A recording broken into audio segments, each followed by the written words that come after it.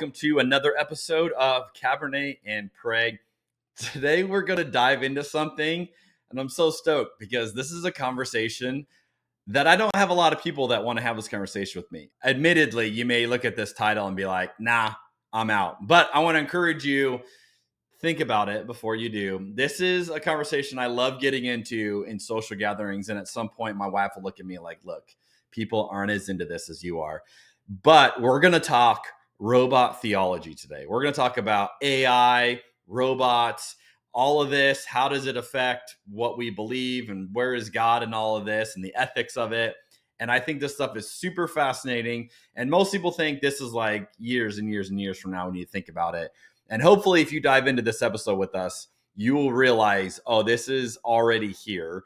And maybe we should spend some time processing through this. So today's conversation is with JoshuaKSmith. Josh is a cybersecurity analyst and a theologian and former pastor, as he shares in the episode. His research focuses on automation, AI, ethical hacking, and robot ethics, which are a lot of really interesting subjects. He's the author of a number of books, including Robotic Persons, Robot Theology, and Violent Tech. And this is a fascinating conversation that we get into. Enjoy episode 31, Robot Theology.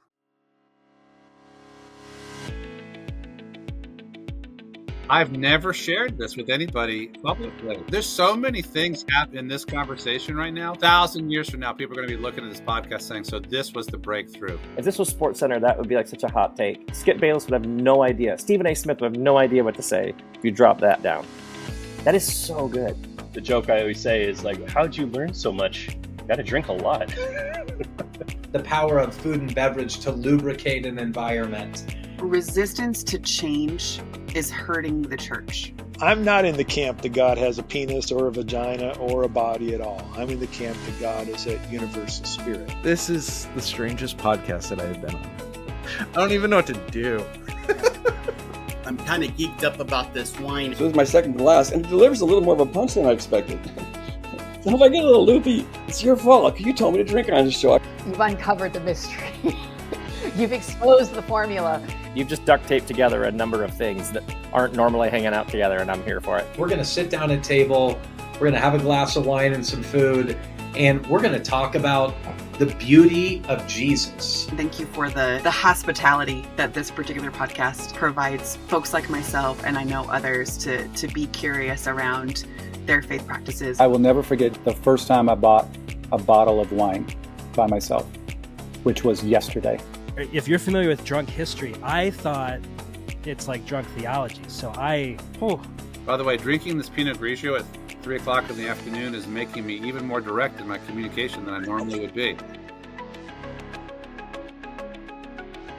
Welcome to the podcast, Josh. It's great to have you. Thanks so much for having me, man. As we begin today, I want to talk about what we're drinking. It is October. I live in Arizona, and it is still over 100 degrees here. Mm-hmm. And we got like 1 week of respite where we all were like celebrating, putting our hoodies on. And then it was right back to all just or above 100. So we're like 105 right now. So I'm not doing a red. I've been taking a break from reds for a little bit. I'm doing a rosé. I've been going through a lot of the rosés that I've had in my fridge. This is a 2021 Rex Hill Pinot Noir rosé. So rosé can be made with a bunch of different grapes. And this one's a little bit old for rosé. I actually forgot about this one. I was having flashbacks of when I bought the bottle a few years ago. And I was like, oh yeah, I haven't got to this. So I'm getting orange peel, strawberry, cranberry, cherry. It's relaxing. It's making me a little less miserable that it's 105 in October. Josh, what are you drinking today? This is the Prisoner Wine Company. It's a 2021, I believe. It's a white Chardonnay. That's about as much as I know about it. I'm not the biggest wine drinker, but this is nice. And usually my wife and I will drink blackberry wine. That's her favorite. And we have a little spot that we go to. I'm more of a whiskey person, but this is good. What's your go-to whiskey? Irish whiskey. Yeah, I've been I've been getting into it. I found an Irish whiskey called Green Spot. Have you tried this? And it's become my favorite Irish whiskey. So I don't normally give whiskey plugs on this podcast, but there you go. I mean, there's no rules for what we're going to promote today. All right. As we get into this conversation, I want to ask you a question that I like to ask each of the guests. It gives us a little bit of an understanding of who you are, the journey you've been on, that's going to set up the questions we're going to get to today. But as you look about, I just pick a timeline like 10 years, the last 10 years of your own faith journey. How would you say that your faith has changed over the last 10 years? Wow. So it's changed a lot. I was a pastor for the last 5 years, and then I left the ministry about 2 months ago. So even the part of my faith that's changing now is how do I fit into, I don't like this phrase, but a secular world, and use my giftings and abilities and the way that God has crafted me to bring him glory through that dominion. And so I grew up in a very Baptist subtext, and that continued throughout my faith journey. But as I've matured more and more and asked more questions about things and read the Bible for myself, became a scholar of the Bible, it just really changed my interaction with God, my understanding of faith and theology. And I've always been a questioner. I like to ask questions. I've wrestled with doubt still, wrestled with that as a pastor, helped others wrestle through that, and just feel like I came out better as I took some of those pressures off myself, that faith has to look like one denomination or the other, and that there's a lot of things that we can do with the Bible that are not necessarily theologically sound. So yeah, I'll just leave it at that. And I would love to. Yeah, everyone's nodding their head with you. Yeah. Okay. Yeah. So it was such a strange journey, even coming into theological education, because I wanted to make this certain subsect of men so happy with my theology. And that was undergrad all the way through doctorate. So I finished my PhD in 2020. And the more I went through it, the more I kept questioning, why do I care so much what this person says about Genesis or what this person says about Exodus? Then I started reading with rabbis and different theologians, and that's really where I grew the most, Jeremy. I mean, just honestly growing outside of my little subdomain of theology. And in a roundabout way, that's how I got into AI and robots and robot ethics and cyber theology, as it used to be called. But yeah, it's such a really cool field to dig into, and not just because of tech, but because other people like me were asking questions that were told not to ask those questions, or that those are not questions for today. And we've always been told make theology for a particular purpose, but is it not ultimately for God? I mean, come on, it's the book is about him, not us, and the story is about him and not us. And so to me, I think theology is much wider than my subdomain allowed it to be, and still continues to focus in on very narrow ideas about women, sexuality, and just everyday topics. Just so clueless about what the modern world is and what tomorrow will be. And so that's where I want to take my family, my kids, and the people that walk with me. And God help you, disciples and friends, as we try to fit into a cyber world. Yeah, for what it's worth, I found it's much easier to tackle those subjects on a podcast than it is in a pulpit on the weekend. Yeah, it's very hard. And I was the lead pastor, and the things that I wanted to get into constantly was attention, because people are like, no, just preach this story and this story. And now you're like, oh, there's other things that I think we need to dive into.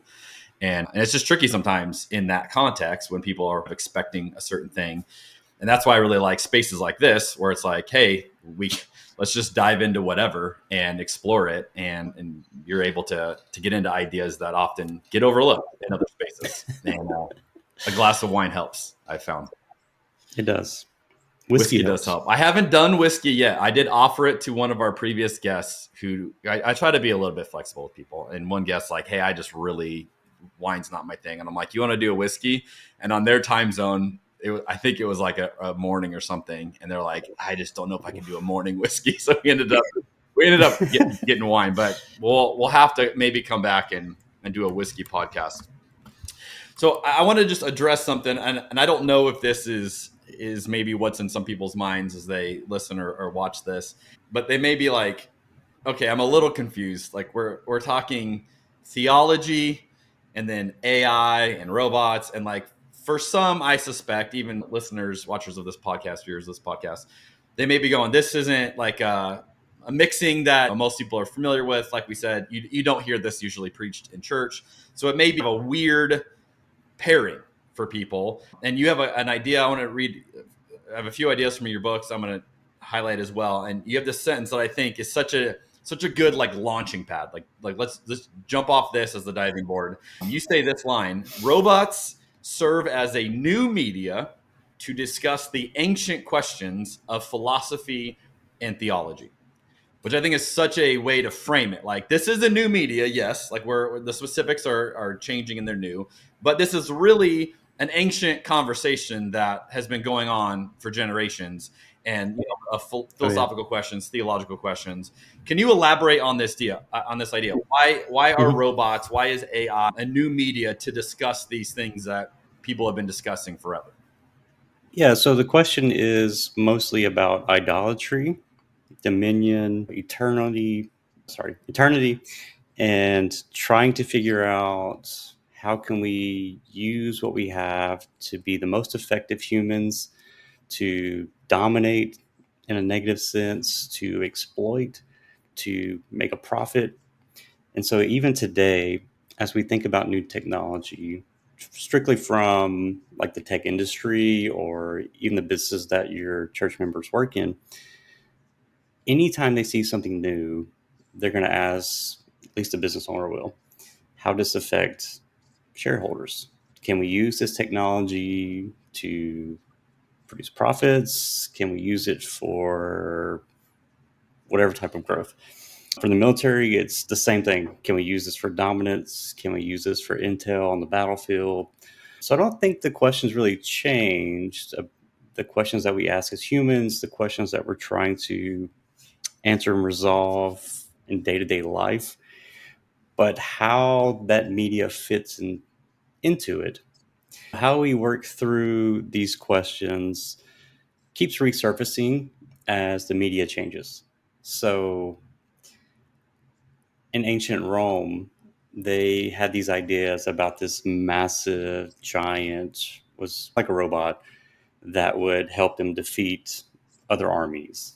There was this Jewish lore about a golem that would come and save the Jews in these different parts of the ghetto, and it had this Hebrew word put in its mouth, and at night it would come and save them. So these ideas are not new, and really they surface again and again throughout literature.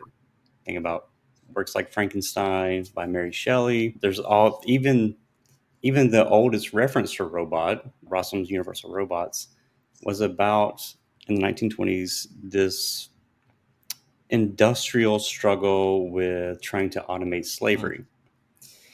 And if you think about what slavery is, it's trying to dehumanize a person and make them an object. And typically in antiquity, and you can look up David Gunkel's work on this, he has a new book out. But when we don't know how to classify something, like an alien, not like somebody from outer space, what is it? It's not a human.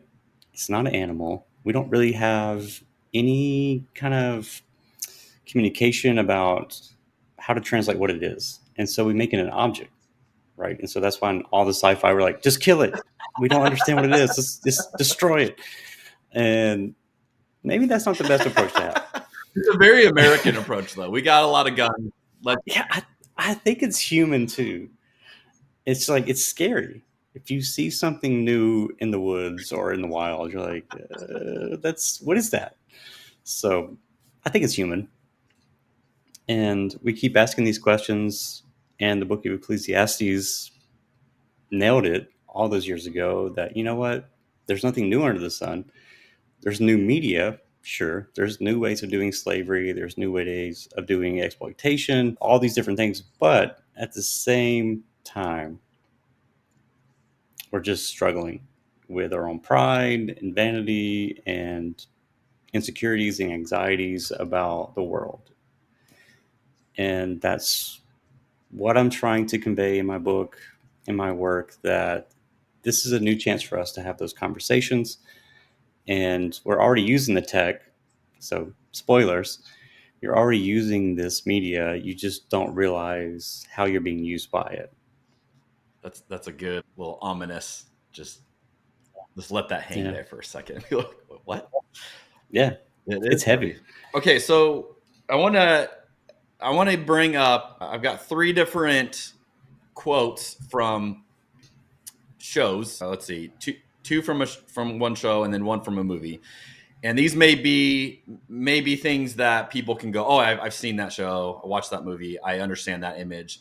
And that kind of helps us. I feel like a lot of these stories help our imaginations catch up to what is happening in real time. So like, I can't picture what you're describing. We'll go watch this movie and it portrays what it might look like. And then you go, oh, that could be 20 years from now, whatever.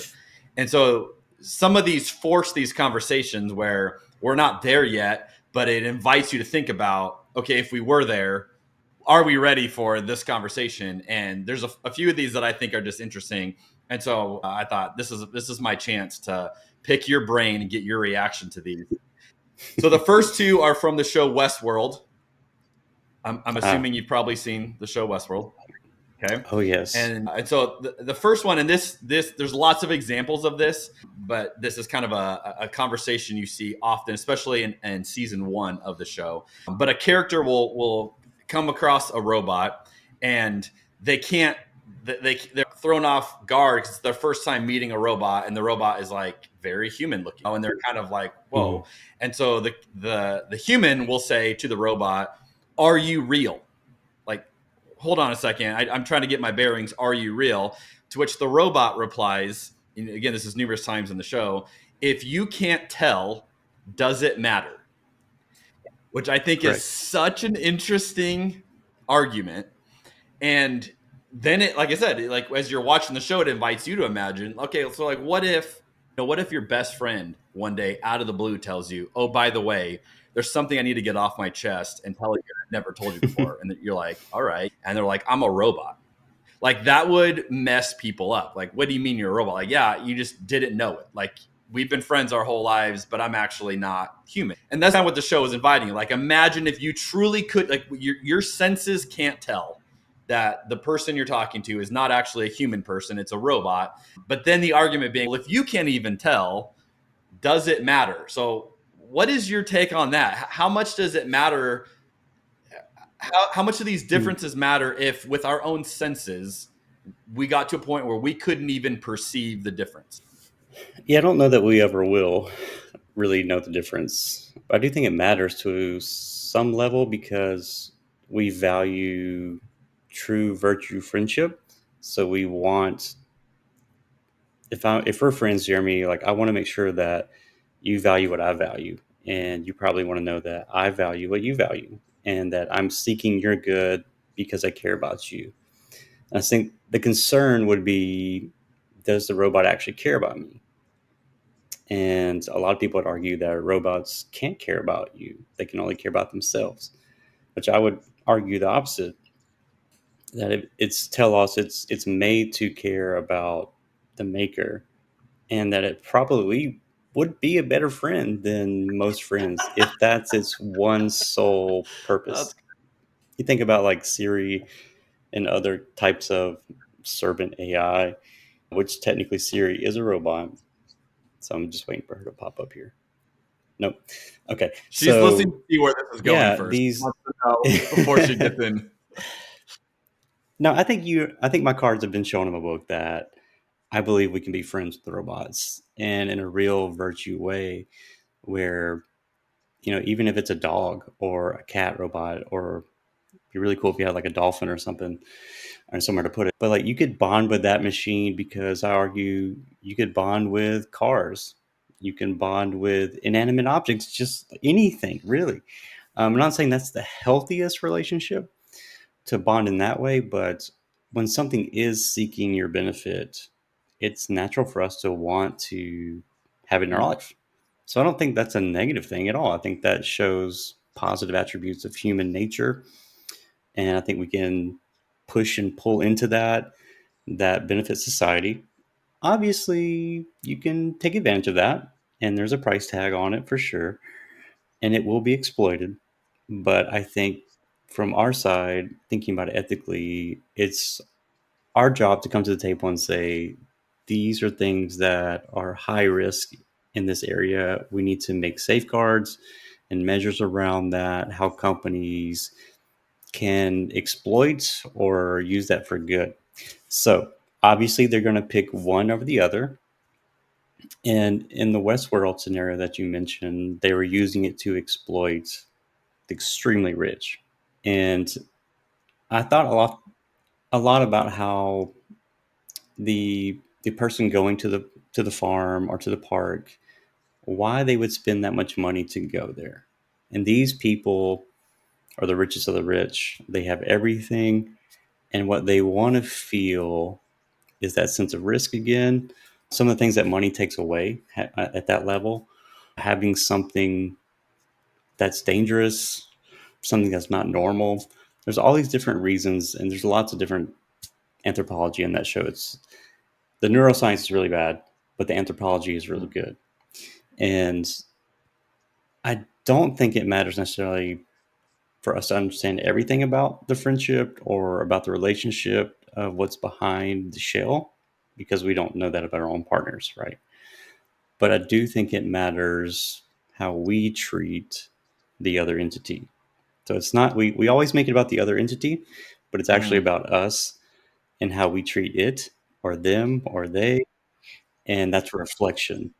So that's the more interesting part of the show that they don't explore as much. Oh, I love that answer. That's great. Okay, another Westworld quote. This comes from Dr. Robert Ford, who's the architect of Westworld in the show. And he's the guy that built this world, designed it. It's all come out of his head. And then as it progresses, you realize he's got all these plans that begin to unfold. And he has this great line: you can't play God without being acquainted with the devil. And I just think that's Anthony Hopkins, of course, delivering this line is a great line. Is there an inherent element of risk or danger on humanity's part in the creation of AI, of this technology as it progresses? People would say we are playing God. We are creating things that don't exist, and we don't really know where they go and how big they get and whether or not they're going to be able to be controlled the way we expect, able to be reined in, or do they take us all out? That whole thing.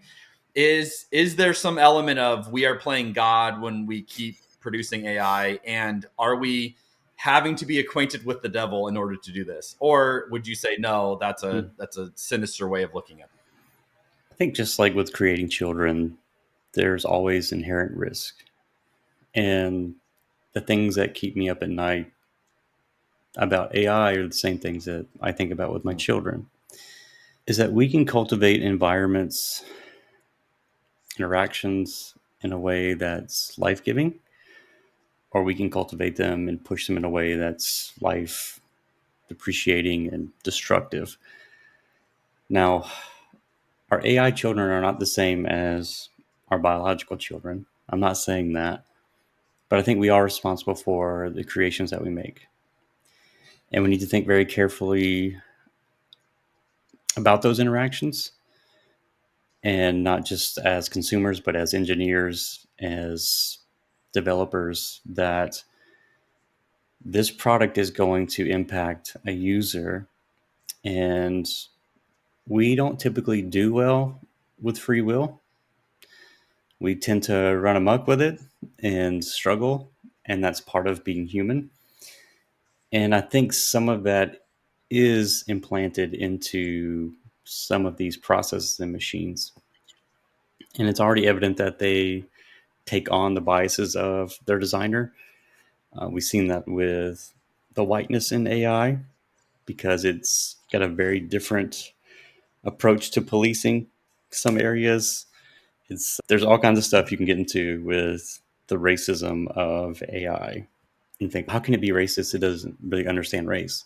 No, it doesn't.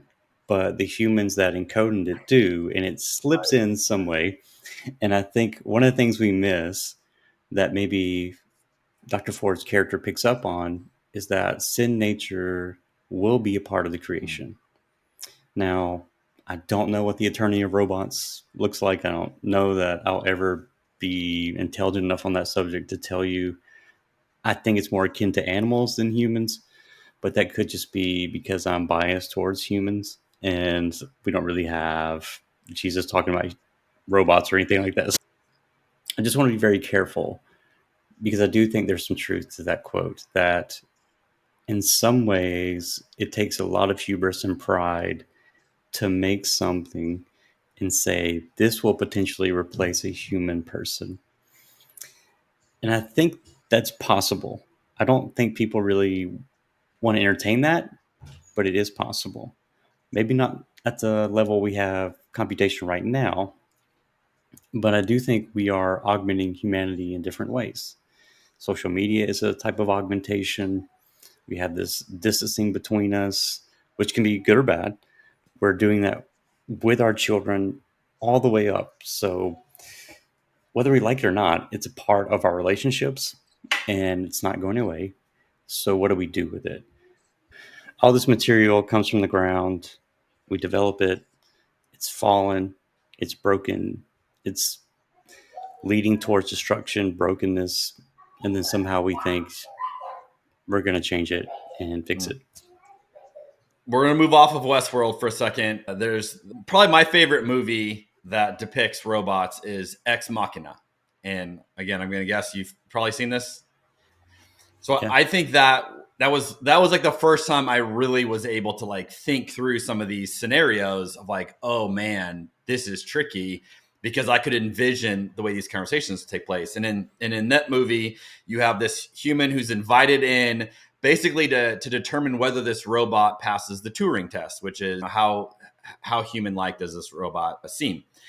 And there's this conversation that kind of like culminates in the two of them talking, that I think about this conversation a lot. And I'm like, this is so tricky. And it's like a series of questions that this female robot is asking this guy, he's brought in to determine whether or not she passes this Turing test. And so she says, what will happen to me if I fail your test? And then he begins to think like, oh, like, yeah, what if I say you don't pass this, what is he going to do with you? Then she says, do you think I might be switched off because I don't function as well as I'm supposed to? Then it turns and she says, do you have people who test you or might switch you off? And that's what I was like, oh, that is a brilliant, like, she's basically saying, why am I under this scrutiny and you're not under this scrutiny? And then she, culminates it with, why do I have this if you don't have it? Why do I have to pass this test and you don't have to pass this test? Like, we both exist here in this space, but only one of us has to prove it. And I think this is an insightful conversation because it reflects that we have this built-in assumption we expect AI to work for us, right? Think about people and Alexa, right? Alexa works for toddlers, right? Like toddlers walk in and start barking orders at Alexa and they feel this sense of power. Like, I just made Alexa play me a song. And I just have watched my kids on Power Trip with Alexa. And to me, though, it's an indicator that we fundamentally expect anything we've created, like you work for us, you serve us.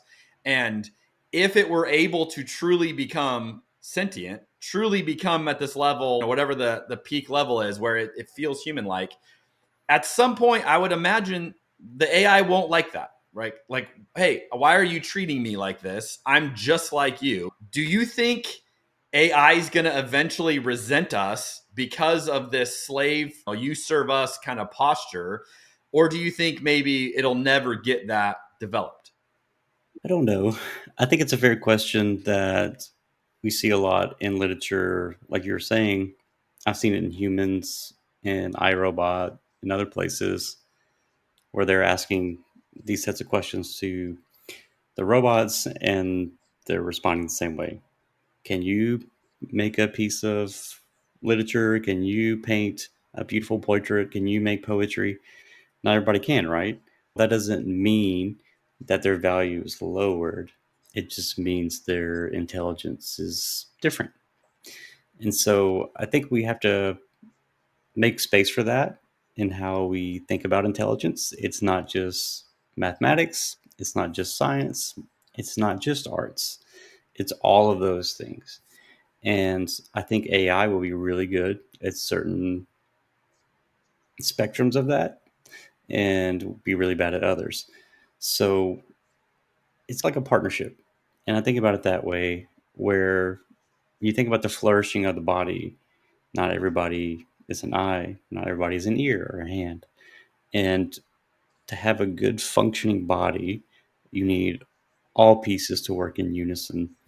And so whether or not the relationship will flourish depends on how we approach it. So if we approach it from the master mentality, which is baked into the language, I mean, literally in the coding language. So we've always seen ourselves as the masters of the machine.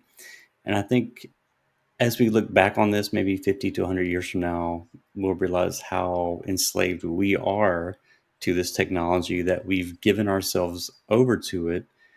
And it's not so much Orwell as it is Huxley, where we took the pill. We wanted to numb, and we wanted the brain rot and all those different things. And I think proof of that is just hear young kids today, and I'm not going down that road necessarily, but it's like even their generation is talking about brain rot and like picking up on it in a funny way, that maybe we're not all that we should be. Maybe technology has a way of dumbing us down, in the same sense that Plato talked about how writing would take away from memory. And so my concern, first and foremost, is for the life of the mind. Obviously, as a scholar and someone who likes research, is that we don't take away that aspect of asking those questions. And depending on how we shape the technology and use it, I remember being in high school, Jeremy, you're old enough to remember this too. You remember being told in math class you wouldn't have a calculator with you? You won't have a calculator in your pocket I everywhere remember that. You're never going to have that. Like, that's exactly what we have at all times. And is it always right? No. I mean, will it do advanced equations properly? No. It doesn't always doesn't always follow certain rules of mathematics. And AI in a certain way doesn't always follow certain conventions and rules of humans. And likewise, we don't follow the rules of machines. So just making space for that conversation, I think, is important first and foremost. But also, I think there's something human in that question we're asking about. How will it feel? We're always assuming that it has a feeling. And I think that's good. And I think it's a chance, again, to ask the question that we've not always asked throughout the centuries, is just because this is different than me, because it looks different, talks different, walks different, should I treat it as an object, as a person or a thing, or should I treat it as an equal? And I think we're more concerned about, we don't want to treat it as an equal. Because if you do that, then it separates the financial income we can pull from it. It separates the legality of all of this, how we treat it. And so there's a lot baked into that question. But I think it's important because it's already a part of our business plan. It's already a part of the next quarter, and we have to make space for it. Now, I don't think people really understand that question. I'm not saying because they're ignorant or they can't. It's just something we want to blow by. because if we start asking that question, are we really going to be able to make changes? Because we've already planned the next quarter of profit on assuming that we're going to be able to use these high level processes. So we don't want to ask that question.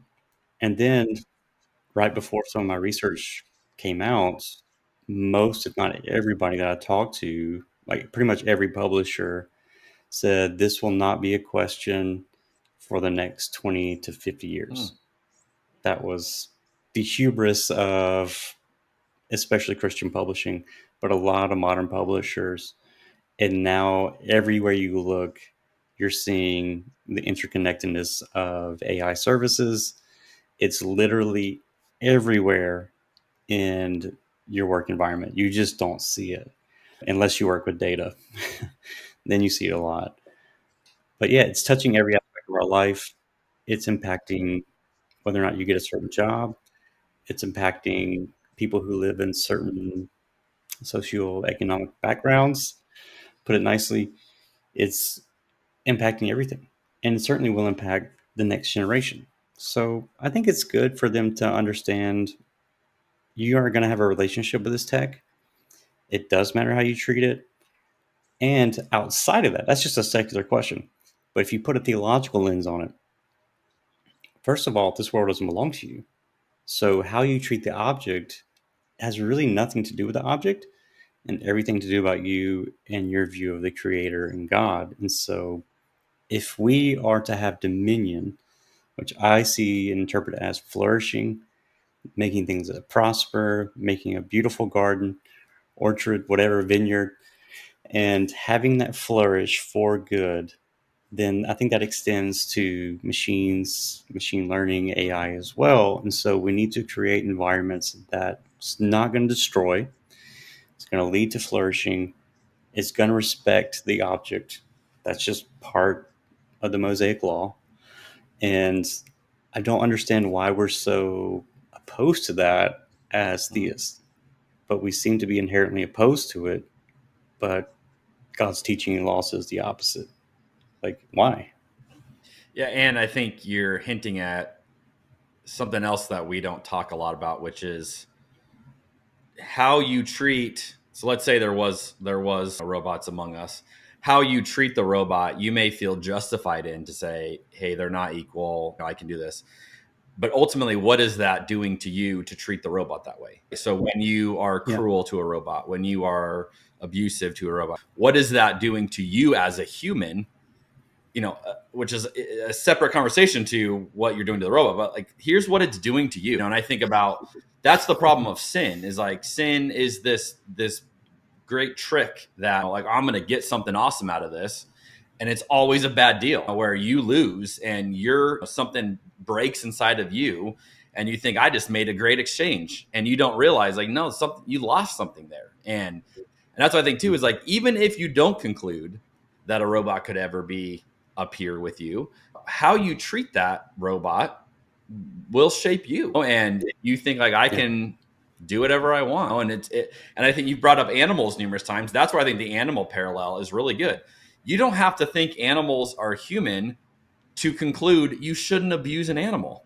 You know what I mean? Like you're not saying we shouldn't abuse them because they're humans. You're saying you shouldn't abuse them because there's something inherently wrong in that we can acknowledge.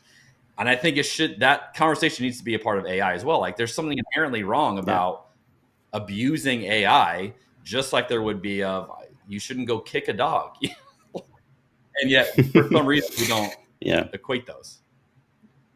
Yeah. And I think that's the old Kantian argument, right? And for people who are in these circles, that's almost cliche. We talk about it all the time. But it's also showing the heart of some of the people that are making this tech as creatives, not on the business side, but it's such a beautiful space. Just a shout out to robot makers and developers. There's so many beautiful, kind-hearted people in these spaces who care deeply about society, about the environment, but at the same time, those who are going to fund our research have a lot of money in their bank. And they don't always care. And to be fair, product's not going to come to life unless somebody cares about it. and wants to profit off of it. So that's the ugly side. And I think the sinful side of this business. But yeah, I think we have to come back to, again, these old questions about ethics and philosophy that we're never really going to get over. It's going to change again. But how do we reshape our thinking on that? And it's funny to me, Jeremy, I don't know if you've experienced this as a pastor, but even if we have, for the listeners who are not Christian or theists, like even if you have a book of doctrine and dogma, that's really not enough. Like saying you should do something, it's really not enough unless the person embraces that as their own philosophy, has thought about it, has wrestled with it. It really doesn't matter what a book says, because I know people who say the Bible is God's word, and then they'll abuse their wife, they'll do this or do that, and just flat out tell you, I don't care. I'm like, that's really not the best witness of what you believe. And go back to Westworld, that's where the dissonance comes in. We say we value these things, we say we value human life, but then we treat everything the opposite. And we pay money to go to a park and destroy life and destroy these creations that people made and very brilliant minds thought through and put together. Yeah, and it just reflects so much on how we haven't got over these questions, how we're never going to get past them. But there's so much beauty in talking about them. And my big thing is I want to bring as many people together to have this conversation. I think there's so much biblical rationale to have tabling good wine and good food together, to have conversations about flourishing with people who don't see the world like we see it. And we can debate whether or not it's even possible, but I want to believe that it is. And maybe I'm just naive about it, but I still continue to push and fight that the conversation's worth having, even if the end is Terminator. I still like I can't change the end, but I do want to be a part of the rebellion that thinks differently and be a part of the outliers, or what David Gunkel calls people who are thinking otherwise. And there are a lot of us, and you're part of that, and other creatives and artists are a part of that. Anybody who's willing to ask the question and push back and say, what if these machines are not like us, but we do consider how we treat them, or consider how that's shaping me. And a great show that explored this early was Humans by the BBC Channel 4. It's not Westworld production, but it gets everything right. There's even religious robots in the show who are struggling with faith and praying. And I think it makes them very human in that way. And they're asking the same thing. They're struggling with relationships. They're struggling with identity. They're struggling with their purpose and placement in this life as an outsider. And true or false, like as a minister, do you not feel othered? Like you sometimes feel like a robot. Like people are bringing you prompts and requests, and they expect results, and they expect you to know everything about a particular subject, and that's just not the case, right? Our batteries run very low, and we get tired, we make mistakes. Robots will be the same way. So I see a lot of humanness in the creation, and sometimes it scares me, sometimes it makes me full of wonder. That's great. So about 15 years ago, I was sitting at a conference, and Kevin Kelly was one of the speakers. And Kevin Kelly is one of the co-founders of Wired magazine. He's a Christian, super into this technology space, and the guy is just brilliant. And I remember, again, my guess is this was 15 years ago. He said something at this conference that literally I like laughed out loud because it seemed so absurd at the time. And it was like no one in any space I was in was saying what he was saying. But I'll never forget it, because I remember sitting there going, maybe this is something I should pay attention to. And that kind of started me on an interest to this. And he had this whole thing where he said, hey, because he was talking to it was a pastor conference. And he said, hey, pastors, I'm going to tell you a question that is coming your way that you're not prepared for.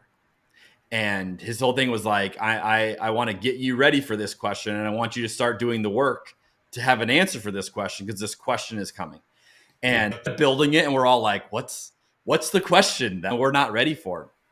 And he said, what will you say to a robot who asks you, can I too be made in the image of God? And it was like, you could have heard a pin drop. We're all staring at him like, what? And his whole thing was like, this is the question that the church will have to wrestle with, because he's like, I believe we're getting to a place where there will be fully sentient robots who will be asking the church, can I also be a part of this? Does Jesus' blood cover me? Do I get to be included in this? And will you tell them no? Or will you say, yes, this is for you? So again, that's probably one of the things that launched me into this 15 years ago, where I thought, that is fascinating. And I've done a lot of reading since then. You have a line in your book that I'm not sure where you're going with this line. So this is like the only line that I was like, what are you saying on this? So we're going to settle this right here to figure out what you're saying. Okay. You say this: the closer potential AI-driven robots come in proximity to humans' identity and function, the further the image of God in humans is distorted, i.e. seen as inferior to or less than. When I read that, I literally went, why? I wrote the word why next to that. Like, why does the development of robots somehow challenge the image of God in us? And so what's your take on this? Could a robot ever be included in the image of God? Can they represent the Imago Dei, or are they out? Yeah. As an author, I think we should give common grace to understand that authors change their mind. That not everything written is on a stone tablet. That's a great answer. And a lot of my writing, Jeremy, is me processing things as I'm learning and writing and wrestling. And I think at the time, that thought was more influenced what men I wanted to please and not feel less human for thinking otherwise, and less so about what I really believed in my own crafting of theology, the theology of robots. So the more I've thought about this, the more I believe that it really is not about a particular property as far as like blood or DNA or those type of things, and more so about the functionality, what that robot does, how it interacts in a space. And that's more related to Shintoism and how they think about robotics.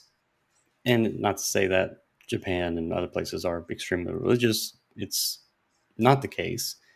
But a part of the tradition is that when something comes into your home, it now takes on a new life.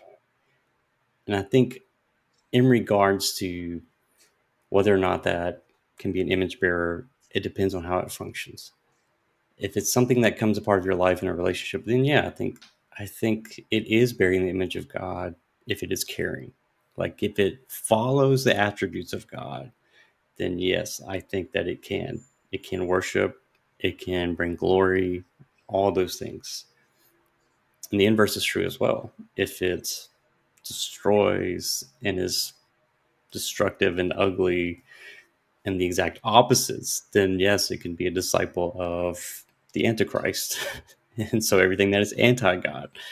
So I think both of those have to be true, and both of those potentials have to be there. And sometimes we forget that that's not just true of robots, it's true of anything. And so my thinking has been challenged on that. I still don't think I understand everything about that question, and I don't think that I ever will. But yeah, the same way we think about animals in heaven, Lewis thought that, yeah, they're there might be animals in heaven, and I don't know what that's going to be like. There's a lot more theology to unpack there, and I don't have like a Bible reference or anything to substantiate what I'm saying, but it just seems to be in the sovereign grace of God and how he does grace and the restoration and redemption of all things. I think that also means our creations. In fact, that we will be new creators in the new creation makes me think even more that what we put our hands to will glorify God. Now, the pushback that I got a lot in my early thinking about this was that, yes, it could be made in the image of God. Everybody hated that, especially in my circle. And so it was directly related to my dissertation. I was told to take it out. It was a part of my early thinking. And basically, I was told by people in power that if you would change your thinking on these things, you would have more influence. And I went with that for a while. And then I just couldn't, I don't know, I just couldn't accept it because I didn't believe it. So apologies if that's in there. I thought, was that in robot theology or in my robot theology? Yeah, that's in there. Oh, well. Maybe it's time to rethink some of those things. But that's why we do podcasts, right? We get to revisit it and go. Get a second chance. This is what I have a lot of authors on the podcast, and I always say I love reading the book, knowing I'm going to have a conversation with the author, because there is an element of that. And if it makes you feel better, I have published 2 books, and there's plenty of things in those 2 books that I don't agree with anymore. And I would go, yeah, if you quoted me on that, I'd be like, that's a different guy that wrote that. Like, I'm not that guy anymore. True. And I don't even agree with that anymore. And that's, I would say, Josh, that's a sign of you growing. And I also appreciate just the insight you're giving us as to there are power structures that shape even the ideas we're allowed to entertain. And certainly I felt that as someone in the pulpit, where you have a board and you have members who give financially and expect certain ideas to be addressed and certain ideas not to be addressed. And that's a challenge to someone who's just trying to follow truth and share what's on their heart. So I actually really like your answer, and I applaud you for that. Okay, so here's what we're gonna do. We got all the heavy stuff out. I'm gonna switch gears here, and then we're gonna go through a speed round that I ask everyone, and we'll just see where you go. These should be easier answers, but the pivot question is a question that's fun, unique to this podcast.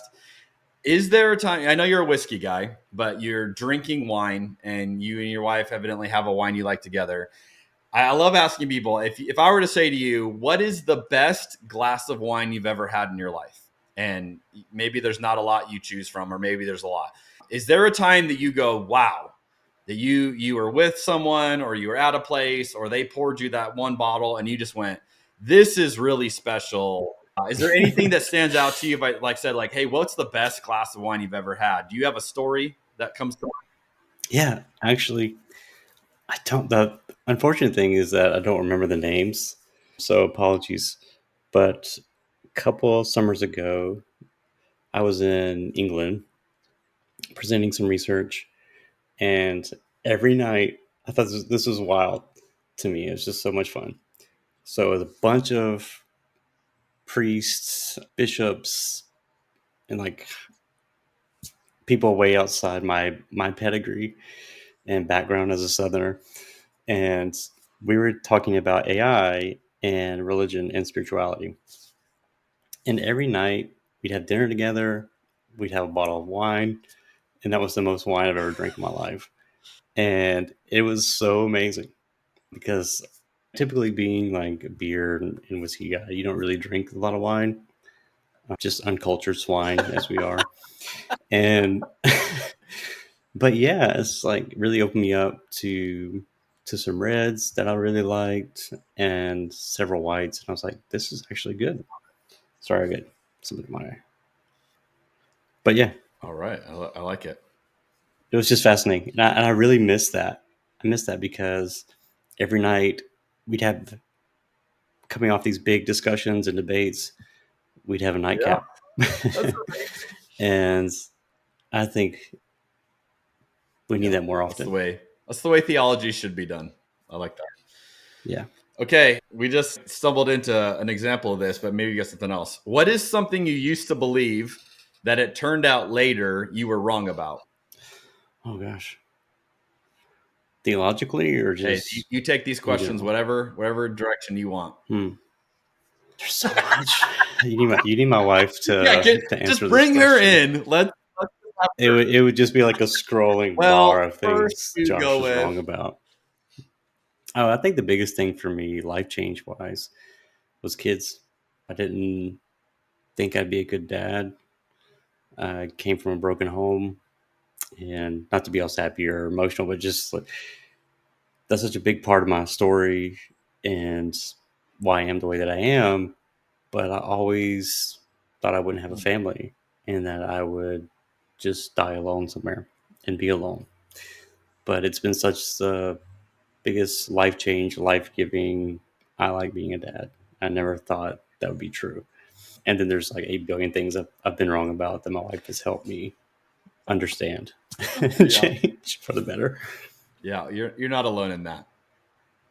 What do you see as the main issue facing Christianity in America today? Oh, it's one of those old questions. I think it's still identity and idolatry. Those conflicts between what we desire life to be like and what we want it to be like versus the reality of what it is. And I think for me, as for many others, the identity piece, especially in my world of theology I grew up, was the identity was more driven by what a particular men thought than what Jesus thought, obviously. And what I think also the grand narrative of the Bible, the collection of works of God's story, tell us about what our identity is like. And now, again, that's been a life-changing thing to be able to embrace and say freely, is that my identity is not tied to my job. It's not tied to my preaching anymore, or even what I do now. Or even as a dad, it's strictly tied to what God believes about me. And we've just got to get past caring about what certain people on stage think, or who's writing this commentary on this and what they think. Because for me, man, coming not from a religious background into theological education, it was so alienating because I didn't care what John Calvin think. I didn't care what Martin Luther thought or whoever. I was just like, I wanted to know what the truth is. How do I understand this? And how do I shape it? How's it going to help me? Those type of things. And we just keep coming back to, this is Spurgeon. This is like, okay. And that seems to be like the most formative thing for people. They center their whole life around, I did it too, what this one particular group thinks about this subject. And so I think we're still stuck on this identity arc where we don't really care what Jesus has to say about it or how he would act about it. We just know that we think this person will get us the results that we want. I'll just say it that way. And especially as things that are coming this season, I'm like, it's not going to go the way you think it's going to go. So I'll leave it there. What is something blowing your mind right now? I changed careers a year ago. As I mentioned earlier, as I moved into tech. So a lot of things are blowing my mind right now as I'm learning and incorporating new things. But I think the biggest thing is revolved around like the hacking community, because I do a lot of cybersecurity research and those type of things. It's just the sheer creativity of some of these people to go in to learn something about a system. If you've never done this, just try to find a flaw in Microsoft Edge or Chrome, and then find a way to exploit it. Like, these are some of the most creative people you've ever heard of. And that just blows my mind every day, because I'm like in awe sometimes when I see something. I'm like, I know it's bad. Like, you did something really bad and illegal and it hurt people, and I don't like that. But at the same time, you look at that person's creativity and they just, as a teenager, thought about how to break something and did it. And I think that's fascinating. So I'm not saying I'm a criminal. I'm not saying I'm for criminals. But I do think it's fascinating sometimes how we can break things. And if you have that mindset, and I do, like, you see something like, how can I exploit this? And I think it's fascinating. What's a problem you're trying to solve? This is something that's going to be ongoing, but I think just changing the narrative about person and rights. I think that has a question to play in how we think about and rethink about modern law. And I've been hoping and praying that robot rights and personhood, those debates would actually lead to greater change and flourishing. And I feel like I'm a part of that narrative. I hope that I am. And I hope, looking back as we approach those things, I'm just a small piece of that cog towards like change and perspective, and hopefully leading towards massive worldwide reorganizing of our governance and structuring for how we do personhood and rights. What's something you're excited about right now? I'm excited for winter. Me too. I'm ready. I'm ready for winter. Me and my dad are working on an office because right now I'm in my youngest child's room in the corner, and this is where I spend most of my day. And so I'm really excited about winter because then I'll be able to, one, it'll be cooler, but two, also have my own personal space to just have dad time and creative time, and I can have my dangerous robotics stuff in there and hacking labs and work and just creating space to be creative and also bring the kids in that space sometimes to tinker with robots and get comfortable with those type of things. So I'm really excited about that. All right. Is there anything else you'd like to add that I have not asked you about that we can't close this podcast out without addressing? No, man, I think you've done a great job. I appreciate you reading my work. I appreciate you interacting with the question. I do want to plug a couple of authors. Andrew Gill-Smith, who's doing some very amazing work on the intersection of Catholic theology and robotics and AI. He's an independent author, but check out his work. I mean, I really struggled to get through his first book, The Lady of the Artifacts, and because of Artilect, sorry. And it was just so rich with theology and good neuroscience and action and all these different things. And then two, go read William Gibson, because he is the forerunner of how we think about cyberspace. Not my favorite author, but his stories are well done. So if you can get over some of the quirkiness of the writing, in my opinion, he has a lot of really interesting thoughts about some of our modern struggles. And so those two together, I'm like, man, this is a rich time for this discussion. And so there's many others. Sven Nieholm, David Gunkel, Josh Gellers. Obviously, you need to read everything that's coming out in that sphere. Mark Kuckelberg. There's so many. But yeah, just explore, pull all the threads about AI and ethics and robot ethics, and don't just take anything for granted, because there's a lot to these conversations that we don't often unpack. That's great.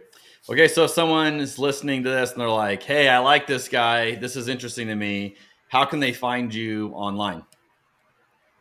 Yeah, the only space that I really occupy right now is Instagram, and that's mostly so my wife can send me memes. So I'm dead serious. I would have been off of it like months ago.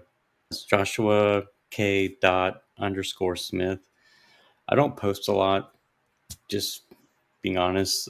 I do post stories sometimes, but mostly it's for people like you and others who want to reach out to me and don't know my email. So I like to keep it that way.